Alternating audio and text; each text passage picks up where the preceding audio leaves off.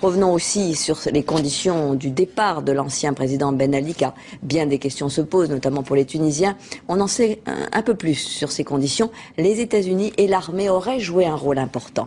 Les explications de Liseron Boudoul. Le jour où tout a basculé dans l'ombre, selon nos sources, 2 personnages jouent un rôle déterminant et vont précipiter la chute du régime.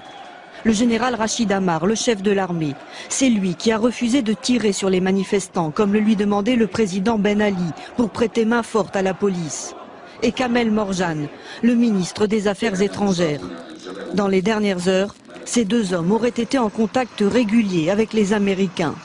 Ce sont eux qui poussent le président tunisien à quitter le pays en urgence. Ils le font monter dans un hélicoptère pour Malte. Le président Ben Ali prendra ensuite un avion direction l'Europe. À ce moment-là, il pense aller passer quelques jours en France pour revenir plus tard, tel un sauveur. Il ne se doute pas que le chef de l'armée et le ministre des Affaires étrangères ont décidé de l'écarter définitivement. Tout porte à croire que les États-Unis approuvent, voire même soutiennent ce plan. Ils auraient même convaincu l'Arabie Saoudite d'accueillir le président Ben Ali et sa famille, avec une condition, qu'il ne fasse aucune déclaration, car le président tunisien préparait déjà son discours de retour. Pascal Clark. Bonjour Yves Deray. Bonjour. Comment êtes-vous entré en contact avec la femme de l'ancien dictateur tunisien, Leïla Ben Ali? Écoutez, il y a un intermédiaire qui m'a proposé d'entrer en contact avec Madame Ben Ali. Il a un nom ou... Il a un nom, mais malheureusement, je ne peux pas le révéler parce que c'est quelqu'un qui retourne en Tunisie régulièrement et quand on a des relations avec Madame Ben Ali ou Monsieur Ben Ali, eh bien, il n'est pas bon de le faire savoir en Tunisie aujourd'hui. Donc, il m'a mis en contact assez vite. J'ai commencé à converser avec elle, effectivement, comme vous l'avez dit, par Skype, et on a évoqué ce projet de livre.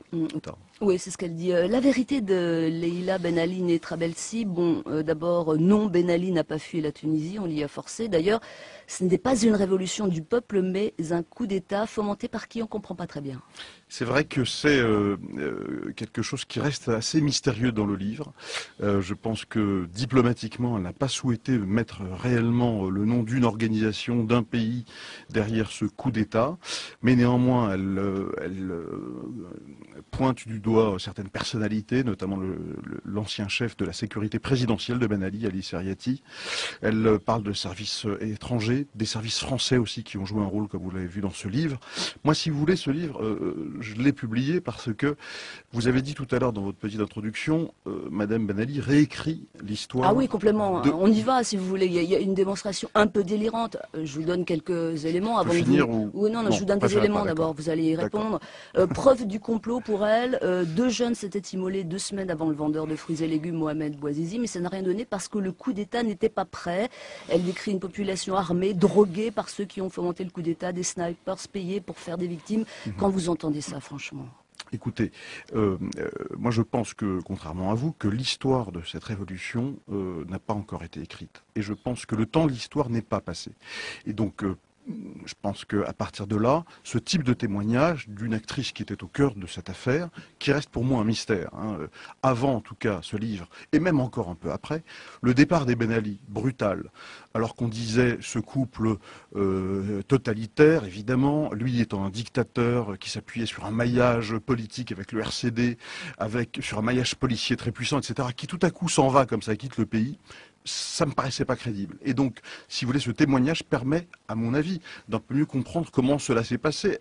فما اللي حب يلخص فما شكون حب يلخص شنو اللي صار في تونس يوم 14 جانفي قال هذه ثورة لم تكتمل ما تمتش وانقلاب لم يكتمل شو رأيك في هذا التفسير؟ ممكن شكون شهادة قاعة العمليات في وزارة الداخلية شهادة جنرال عمار قاعة العمليات الجنرال عمار بعد ماضي 3 شكون يحكم بالذات في البلد في تونس شكون يحكم بعد ماضي 3 من يحكم البلد ممكن يكون الشيد عمار